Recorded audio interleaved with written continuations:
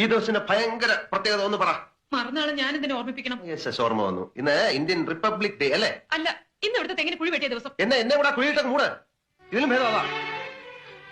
സേതുവേട്ടൻ ജനിച്ചന്ന് മുതലുള്ള ഓരോ കാര്യങ്ങളും ഇവിടെ ഉണ്ട് എന്റെ മനസ്സിനകത്ത്. പണ്ടൊക്കെ സേതുവേട്ടനും അങ്ങനെ തന്നെയായിരുന്നു. എന്റെ കാര്യങ്ങൾ എന്നേക്കാൾ ഓർമ്മിച്ചിരുന്നത് സേതുവേട്ടനായിരുന്നില്ലേ? ഇവിടെ ഇപ്പൊ എന്തുണ്ടായെന്നാ നീ പറയുന്നത്? എനിക്ക് നല്ല വിഷമമുണ്ട് സേതുവേട്ട. സാധാരണ രാത്രിയിലെങ്കിലും ഒരുമിച്ചിരുന്ന് വല്ലതും കഴിക്കുന്നതാ. ഇന്നെന്റെ പിറന്നാളാന്ന് ഓർമ്മിച്ചതുമില്ല. പുറത്തുനിന്ന് വയറ് നിറച്ച് കഴിക്കുകയും ചെയ്തു.